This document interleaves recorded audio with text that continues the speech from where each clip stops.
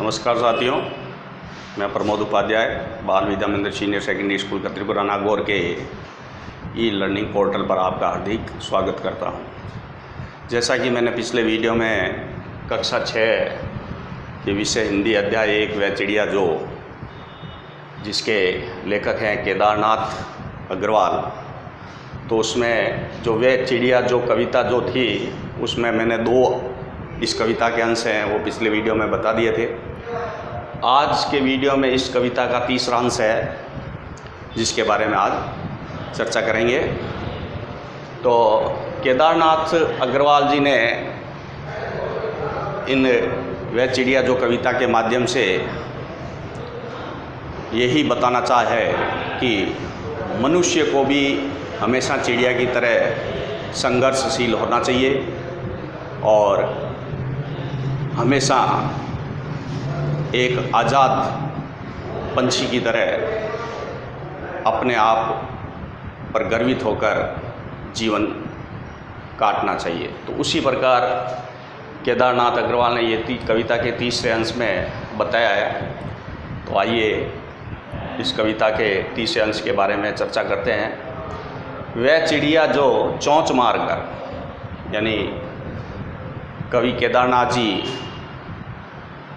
कहते हैं कि वह छोटी सी चिड़िया चोंच मारकर चढ़ी नदी का दिल टटोल कर। चढ़ी नदी का मतलब होता है उफनती नदी। चढ़ी नदी का क्या मतलब होता है? उफनती नदी। उफनती नदी। जैसा कि जब बरसात का मौसम आता है तो नदियाँ में पानी जो है बहुत ऊपर चढ़ जाता है।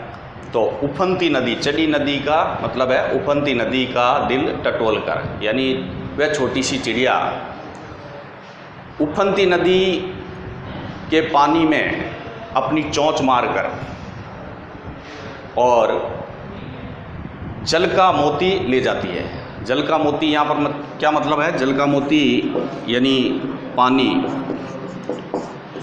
पानी को जल का मोती कहा गया है इसमें। यानी एक जल की एक बूंद को वह अपनी चोंच में लेकर उफनती नदी से उड़ जाती है।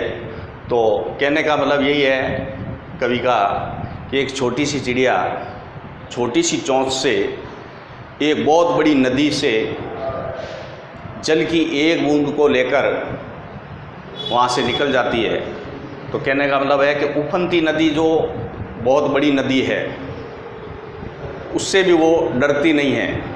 बहती हुई नदी से भी वह चोंच मारकर जल का मोती ले जाती है, यानी एक जल की बूंद को ले जाती है।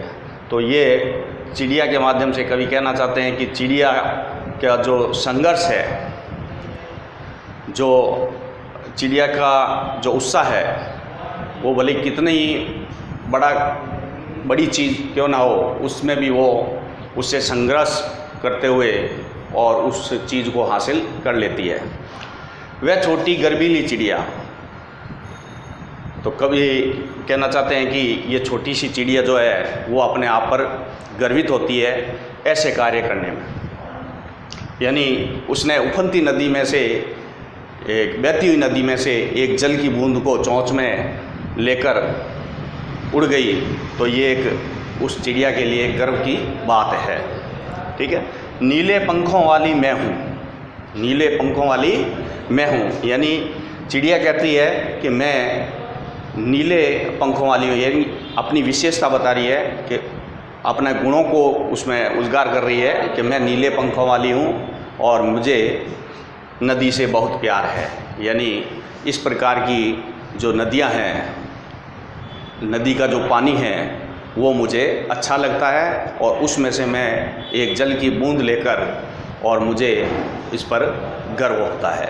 तो उस प्रकार से इस केदारनाथ अग्रवाल के जो कल्पित चिड़िया जो है उसके माध्यम से यही कहना चाहता है कि मनुष्य को भी चिड़िया की तरह हमेशा कितनी भी कठिन परिस्थितियाँ आ जाए उसका सामना करना चाहिए और संघर्षशील रहना चाहिए ताकि वह अपने जीवन को सुख में बना सके और अपने आप पर गर्व भी करना चाहिए। गर्वीली का मतलब क्या होता है? चिड़िया का गर्व।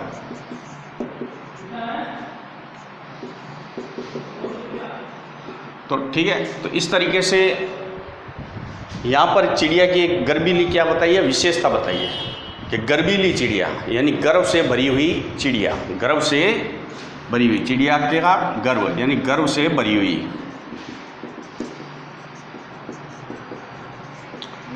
तो इस तरीके से कवि ये जो है वह चिड़िया जो कविता के माध्यम से मनुष्य के महत्वपूर्ण गुणों को उजागर करते हैं।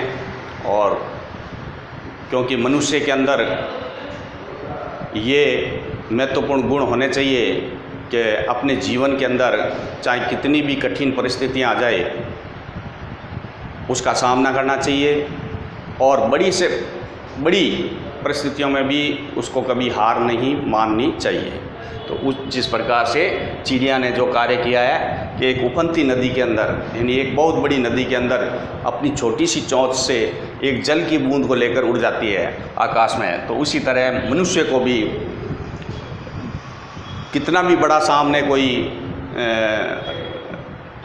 विरोधाभास आए तो उसका भी सामना करना चाहिए, घबराना नहीं चाहिए।